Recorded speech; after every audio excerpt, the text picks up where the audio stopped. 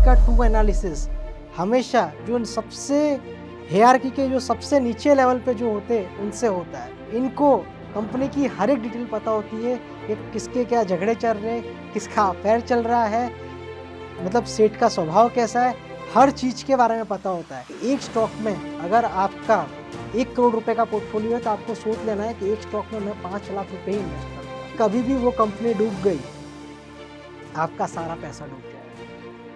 मैं एक उदाहरण दूंगा, एक छोटा सा।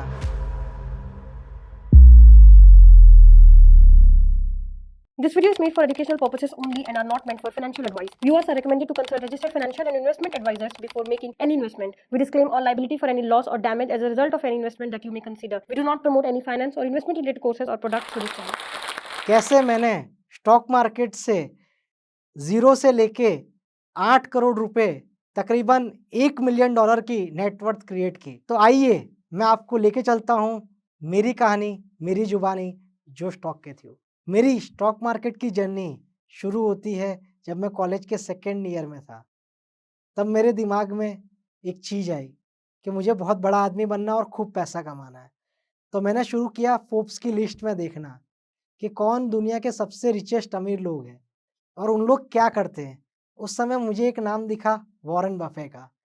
जब मैंने वॉरेन बफे का नाम देखा तो मुझे लगा यार ये आदमी सिर्फ इन्वेस्टिंग करके या स्टॉक मार्केट में पैसा लगा के दुनिया की रिचेस्ट की लिस्ट में आ सकता है, तो हम भी आ सकते हैं।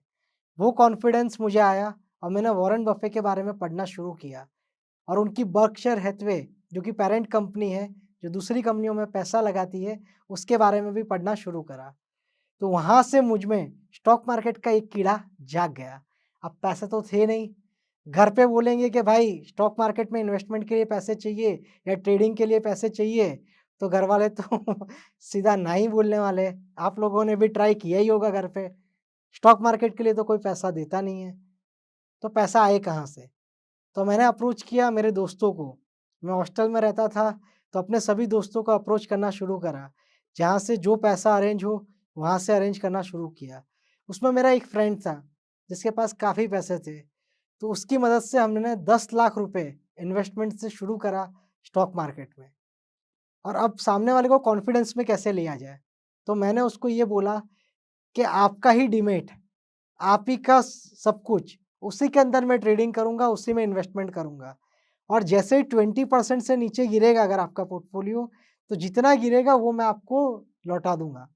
तो आपकी कैपिटल तो सिक्योर है, मतलब आपने 10 लाख रुपए इन्वेस्ट किए, उसके जैसे ही 8 होते, तो 2 लाख रुपए लौटाने की ज़िम्मेदारी मेरी है। तो वहाँ से उसको मुझ पे कॉन्फिडेंस आया और प्लस उसको पैसे मुझे नहीं देने थे, उसी के अकाउंट में मैं उसके ट्रेड कर रहा था या इन्वेस्टमेंट कर रहा था। तो वहाँ से मैंने अपना फर्स्ट कस्टमर एक्वायर किया। तो यहाँ से मेरी जर्नी शुरू हुई इन्वेस्टमेंट करने की। अब ट्रेडिशनल मेथड में जभी भी हम इन्वेस्टमेंट करते हैं तो बहुत ज़्यादा रिटर्न बनता नहीं है। 20%, 24% या 30%। और अपने को तो रातों-रात अमीर बनना था, कैसे करें? रातों-रात अरबपति, करोड़पति बनने के सपने, तो 10 लाख से तो पूरे हो नहीं सकते। तो अपन ने क्या करा, ऐसी कंपनियों को ढूँढे जो अंडर वैल्यूड हो और जिनके बारे में किसी ने जाना नहीं हो, सुना नहीं हो। तो मैंने क्या करा, सूरत और सूरत के आस-पास जो कंपनियाँ थी, जो कि लिस्टेड थी, लेकिन जिसके बारे में लोगों को पता नहीं था, उनसे मैंने कॉन्टैक्ट करना शुरू करा, जिसे हम एसएमई कहते हैं, स्मॉल मीडियम एंटरप्राइजेज़। तो उनसे जाना, उनके सीईओ से, सीएफओ से बात करना और ख़ास कर कि वहाँ के जो भी पियून या वॉचमैन इस तरह के लोग होते हैं, उनसे बात करना। क्योंकि हम लोग मानते हैं कि कंपनी का ट्रू एनालिसिस हमेशा जो सबसे हायरार्की के जो सबसे नीचे लेवल पे जो होते हैं, उनसे होता है। एक पियून, एक वॉचमैन, इनको कंपनी की हर एक डिटेल पता होती है कि किसके क्या झगड़े चल रहे हैं, किसका अफेयर चल रहा है, मतलब सेठ का स्वभाव कैसा है, हर चीज़ के बारे में पता होता है। क्योंकि जब हम पर्सनली मिलने जाते थे, तो वो तो एक ग्रीन पिक्चर ही हमारे सामने प्रेज़ेंट करते थे, ये कंपनी में ये चल रहा है, वो चल रहा है। असली डिटेल तो हमको यहाँ से ही पता चलती थी। तो यहाँ से इस तरह से हमने कंपनी की इन्फॉर्मेशन सोर्स करना शुरू करा और उन कंपनीज़ में इन्वेस्टमेंट करना शुरू करा। तो यहाँ से जर्नी शुरू हुई हमारी एसएमई में इन्वेस्टमेंट करने की। करते ही करते कॉलेज खत्म हो गया। अब हमने कहा यार काम तो यही करना है क्योंकि मज़ा आ रहा था, पैसे भी बन रहे थे। अच्छे पैसे बन रहे थे। तो अब बोले प्रोफ़ेशनली करते हैं, तो मैंने कहा सेबी की एक एग्ज़ाम होती है जो एनआईएसएम के थ्रू कंडक्ट होती है, तो वो एग्ज़ाम देनी होती है। वो एग्ज़ाम रिसर्च एनालिस्ट की होती है और वो मैंने दी। वो एग्ज़ाम मैंने पास की, फिर सेबी में एप्लीकेशन जाती है और वहाँ से हमारा रजिस्ट्रेशन होता है। तो इस तरह से मैं सेबी रजिस्टर्ड रिसर्च एनालिस्ट बना, जो कि इंडिया में मात्र 1000 जितने ही है। तो ये प्रोसेस कंप्लीट करने के बाद मैं ऑफ़िशियली ये काम में जुट गया। साथ में मैंने एक कंपनी भी बनाई जो कि पार्टनरशिप डीड है, आज भी एग्ज़िस्ट करती है और उसके थ्रू ट्रेडिंग और इन्वेस्टमेंट का काम शुरू करा। काम बहुत ही बढ़िया चलने लगा और नए-नए लोगों का विश्वास हम हासिल करने में कामयाब हुए। कई सारे लॉसेस भी हुए, कई सारे प्रॉफ़िटेबल हुई, but at the end result बढ़िया रहा। अगर ₹50 खोए तो ₹100 कमाए, तो एट द एंड घर में ₹50 हमेशा बचे।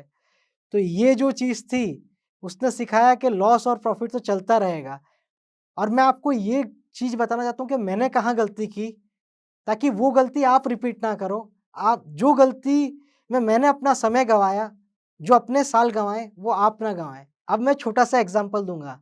हमें घर के लिए एक एसी खरीदना होता है ना, सिर्फ़ 35,000 का एसी, तो हम लोग 4 जगह देखते हैं कि यार अमेज़न पे देखूँ, फ्लिपकार्ट पे देखूँ, अपने आस-पास में किसी रिटेल स्टोर में जाऊँ, वहाँ पे भाव पता करूँ, रिलायंस वाले में जाऊँ, विजय सेल्स में जाऊँ, 50 जगह और अपने दोस्त को भी पूछते हैं यार कौन-सी ब्रांड का एसी अच्छा है ना? ये लूँ, वो लूँ, सिर्फ़ 35,000 का एसी खरीदना है। उसके बारे में हम कितना रिसर्च करते हैं और हमको साढ़े 3 लाख रुपए अगर स्टॉक में इन्वेस्ट करने हों, तो हम किसी की सिर्फ़ एक एडवाइस से, किसी ने आपको राह चलते ने बोल दिया कि फलाना स्टॉक खरीद लो, 30% बढ़ जाएगा, फलाना स्टॉक खरीद लो, 50% बढ़ जाएगा, आप तुरंत खरीद लेते हो।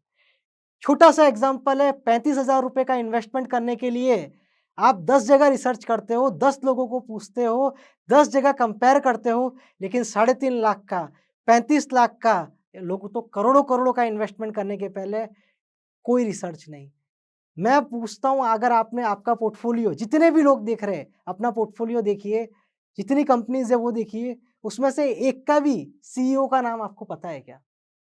आपको ये भी नहीं पता है कि उसका सीईओ कौन है, उसका सीएफओ कौन है, कंपनी की बैलेंस शीट क्या है, उसका पी रेशियो क्या है, बुक वैल्यू क्या है, कुछ भी नहीं पता है, कैश फ्लो भी नहीं पता है। आपके बाजू वाला जिसको आप 20 साल से जानते हो, वो आपसे रात को आके ₹50,000 माँगेगा ना, कि भाई ₹50,000 की हेल्प कर देना, आप नहीं करोगे। आपका कोई दोस्त जिसको आप बचपन से जानते हो, वो आपसे सिर्फ़ ₹10,000 माँगेगा ना, आप उसको नहीं दोगे। लेकिन कोई अनजान कंपनी जिसके प्रमोटर को आपका अता-पता नहीं है, जिसके सीएफओ को आप नहीं जानते हो, जिसकी बैलेंस शीट आपको नहीं पता, उसको आप 10 लाख रुपए दे रहे हो। क्या मूर्खता है भाई! और फिर बोलते हो कि स्टॉक मार्केट में हमको लॉस ही होता है। अरे होगा ही, लिख के दूँ, लॉस होगा, होगा और होगा ही, क्योंकि आपने रिसर्च नहीं करी है। जैसे आप किसी को ₹10 भी उधार देते हुए सोचते हो ना, 10,000 भी देते हुए सोचते हो ना, 10,000 छोड़ो ₹100 भी कोई आपसे माँगेगा ना, आप ट्रेन में सफ़र कर रहे हो, किसी ने ₹100 माँगे ना, आप 10 बार सोचोगे इसको दूँ कि नहीं दूँ। एक भिखारी को ₹10 नहीं देते आप, क्योंकि आप रिसर्च करते हो कि यार इसको ₹10 दूँगा, ये जाके दारू पी लेगा। आप सोचते हो, तो कंपनी का भी सोचो ना, मैं कंपनी में 10 लाख डाल रहा हूँ, कंपनी 10 लाख का क्या करेगी? मेरा पैसा का रिटर्न बनेगा, नहीं बनेगा? इस तरह से सोचोगे, मैं आपको एश्योर करता हूँ, पैसा कभी नहीं डूबेगा। दूसरी चीज़, ये पहली चीज़ थी कि रिसर्च करना, सेकंड चीज़ है डाइवर्सिफ़िकेशन। कभी भी वॉरेन बफेट की एक बात है, never put all the eggs in one basket. मतलब सारा इन्वेस्टमेंट एक ही सेक्टर या एक ही जगह पे ना करें। चाहे आपको कितना भी ऐसा आ जाए कि यार ये चलना ही है, क्योंकि ये लालच है ना, बहुत बुरी चीज़ है। अक्सर ऐसा होता है, कोई आदमी आता है हमको बोलता है यार ये स्टॉक बहुत चलने वाला है। हम क्या करते हैं, अपना सारा पैसा वो एक ही स्टॉक में लगा देते हैं, क्योंकि हमारा मन ललचा जाता है कि यार पैसा तुरंत डबल हो जाएगा। लेकिन कुछ भी हो जाए, डाइवर्सिफ़िकेशन करना ही है। आपको आपके माइंड में जी ट्रेडिंग करो, इन्वेस्टमेंट करो, आपको पहले से सेट कर लेना है कि एक स्टॉक में अगर आपका 1 करोड़ रुपए का पोर्टफोलियो है, तो आपको सोच लेना है कि एक स्टॉक में मैं 5 लाख रुपए ही इन्वेस्ट करूँगा। मेरे पोर्टफोलियो में एनी टाइम 20 स्टॉक रहेंगे ही रहेंगे। क्योंकि कभी भी वो कंपनी डूब गई, आपका सारा पैसा डूब जाएगा। मैं एक उदाहरण दूँगा एक छोटा-सा। एक कंपनी थी, जो ऐसा माना जाता था इंडिया का भविष्य है, जिसने पिछले 4 डिकेड में गज़ब का काम किया था। लोग कहते थे ये कंपनी डूब ही नहीं सकती। वो कहते हैं ना टू बिग टू फॉल, ऐसी कंपनी थी रिलायंस, अनिल धीरूभाई अंबानी ग्रुप, एडीएजी का, ठीक है? वो भी डूब गई। आपको पता ही होगा बैंक्रप्सी फाइल कर दी है, ओपन प्लेटफ़ॉर्म पे है ना? तो अगर किसी ने अपना पूरा पैसा सिर्फ़ उसी सेक्टर में या उसी ग्रुप में डाला होता, क्या हुआ होता? ऐसे बहुत सारे एग्ज़ाम्पल हैं, एक नहीं है। और थर्ड मैं एक चीज़ बताना चाहूँगा आपको, किसी भी कंपनी में आप इन्वेस्टमेंट करें, तो हमेशा उसका डेट देखिए, कंपनी पे कर्जा कितना है और डेट का रीपेमेंट वो टाइमली कर पाएँगे या नहीं कर पाएँगे। क्योंकि जितनी भी कंपनियाँ आज तक डूबी है, उसके पीछे सबसे बड़ा एग्ज़ाम्पल रहा है, डेट बढ़ते रहना और इनकम का कम होते रहना। अगर हम पास्ट में जीएमआर ग्रुप की बात करें, यूनिटेक की बात करें, एडीएजी की बात करें या कोई भी कंपनी सेंसेक्स के इतिहास में अपन उठा के देख लें, वो इसीलिए डूबी है क्योंकि उस पे डेट हमेशा बढ़ता गया और कैश फ्लो कम होता जाए। डेट डेट होना बिल्कुल गलत नहीं है। धंधा करना है तो उधार तो पैसा लेना ही पड़ेगा। बट दिक्कत है कि डेट चुकाने के लिए आपके पास कैश फ्लो तो आना चाहिए। मुझे ब्याज चुकाना है ₹100 का और मेरी कमाई हो रही है ₹80, तो मैं कब तक चुका पाऊँगा उसको? मेरी कमाई हो रही है ₹150 और मुझे ब्याज चुकाना है ₹100 और 50 मेरे घर पे बचता है, दैट इज़ गुड। डेट ज़रूरी है बिज़नेस करने के लिए। बट डेट का पेमेंट इतना बड़ा ना हो जाए कि जो आपकी इनकम से ज़्यादा हो। इस चीज़ का ख़ास ध्यान रखें। दोस्तों, ये हो गई वैल्यू इन्वेस्टिंग की बात। अब आता है आपका फ़ेवरेट टॉपिक, 21 दिन में पैसा डबल, बोले तो ट्रेडिंग। सबको ट्रेडर बनना है, महान ट्रेडर बनना है। क्यों बनना है? कि ट्रेडिंग में पैसा तुरंत बनता है। कोई दिक्कत नहीं है, ट्रेडिंग तो करनी ही पड़ेगी तभी पैसा बड़ा बनेगा। मैं ट्रेडिंग के बिल्कुल खिलाफ नहीं हूँ और जितने लोग बड़े-बड़े रिसर्च एनालिस्ट बोलते हैं कि भाई ट्रेडिंग नहीं करनी चाहिए, ये नहीं करनी चाहिए, वो सब ट्रेडिंग करते हैं। मैं भी करता हूँ और सब लोग करते हैं और आप भी करिए, कोई दिक्कत नहीं है। लेकिन एक सबसे इम्पोर्टेंट चीज़ जो ट्रेडिंग में सब लोग भूल जाते हैं, वो है स्टॉप लॉस। बिना स्टॉप लॉस के जिसने भी ट्रेडिंग की है, उसकी कैपिटल वाइप अप हो गई है। उसके घर बिक गए हैं, सोने बिक गए हैं, सब कुछ बिक गया है।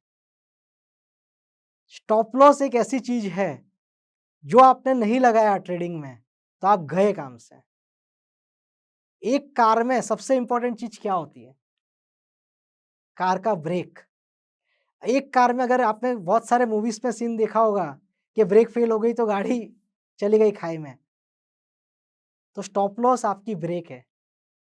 अगर गाड़ी में ब्रेक नहीं है, तो गाड़ी का एक्सीडेंट निश्चिंत है। आप 2 ट्रेड में कमा भी लोगे, तो बाकी 3 ट्रेड में खोने वाले हो। स्टॉप लॉस आता है डिसिप्लिन से। जैसे हम लोग इंट्राडे ट्रेड करते हैं, तो अगर सुबह सोच के लिया है कि इंट्राडे है, तो शाम को 3:30 बजे के पहले काट ही देंगे वो सौदा। चाहे कुछ भी काम हो, कुछ भी हो जाए। लॉस हो, प्रॉफिट हो, ऐसा नहीं रुकेंगे कि कल अरे आ जाएगा यार ₹2 का ही है, ₹3 का ही है, कुछ भी हो। मैंने सुबह ये सोच के लिया था इंट्राडे है ना, तो इंट्राडे 3:30 बजे के पहले सौदा कटना चाहिए। ये डिसिप्लिन के साथ आप काम करोगे, तो कभी लॉस नहीं होगा। आपको अपना स्टॉप लॉस निर्धारित करना पड़ेगा। 2%, 3%, 5% या 10%। आपकी जितनी रिस्क एपेटाइट है, उसके आधार पे आपको अपना स्टॉप लॉस निर्धारित करना पड़ेगा। बिना स्टॉप लॉस के की हुई ट्रेडिंग, बिना ब्रेक के चलाई हुई गाड़ी के समान है। आपका डूबना निश्चिंत है। ट्रेडिंग करो, जी भर के करो, स्टॉप लॉस के साथ। मैंने तो 21 दिन में पैसा डबल होने की बात की। आजकल तो आपने देखा होगा सोशल मीडिया पे लोग 1 मिनट, 2 मिनट में पैसा डबल कर रहे हैं। ऑप्शन ट्रेडिंग करते हैं, उसमें लोगों के 1 मिनट, 2 मिनट में पैसा डबल हो जाते हैं, है ना? वो संभव है, ना नहीं बोल रहा हूँ, लेकिन वो तब संभव है जब आप फुल टाइम ट्रेडर हो। एक चीज़ आपको ध्यान रखनी होगी, ट्रेडिंग जो है वो फुल टाइम प्रोफ़ेशन है, ना कि कोई पार्ट टाइम जॉब। क्या आपने ये लगा दिया और हो गया, ऐसे हो जाएगा, कभी नहीं हो सकता। ट्रेडिंग शब्द किसी भी चीज़ की आप दुनिया में ट्रेडिंग करो, चाहे अनाज की करो, किराने की करो, किसी भी चीज़ की करो, इस शर्ट की करो, पैंट की करो, किसी भी चीज़ की ट्रेडिंग करो या आप ऑप्शन ट्रेडिंग करो। Trading is a full time profession. Trading कोई पार्ट टाइम काम नहीं है। जिस भी इंसान ने पार्ट टाइम ट्रेडिंग करने की कोशिश करी है, वो कभी भी सक्सेसफुल नहीं हुआ है। और एक चीज़ मैं आपको बताना चाहूँगा, ट्रेडिंग आप तभी करो, जब आपको जितना पैसा आप ट्रेडिंग में लगा रहे हो, उतना खोने की क्षमता हो। मतलब अगर आप 1 लाख रुपए की ट्रेडिंग शुरू करते हो, तो आप ये मान के चलें कि 1 लाख रुपया ये ज़ीरो भी हो सकता है। ये ख़ास करके उन लोगों के लिए है, जो 1 मिनट, 2 मिनट वाली जो ट्रेडिंग करते हैं, उनके लिए है। क्योंकि उसमें रिस्क और रिवॉर्ड दोनों की संभावना इक्वल रहती है। या तो हीरो हो जाएगा, उसको हमारी भाषा में कहते हैं हीरो कॉल, हीरो और ज़ीरो कॉल। या तो आप हीरो हो जाओगे मतलब पैसा डबल या ज़ीरो हो जाओगे। तो आप इस चीज़ के लिए रेडी हो, आपके पास एक्स्ट्रा स्पेयर कैपिटल हो, आप माँग-माँग के किसी दोस्त से 1000, किसी से 2000, किसी से 5000 ऐसे करके 10,000 लेके आते हो और 10,000 रुपया ट्रेडिंग में लगाते हो, फिर ज़ीरो हो जाता है, फिर ट्रेडिंग को बदनाम करते हो। तो भाई ऐसा मत करो, ऐसा करके किसी का भला नहीं हुआ है।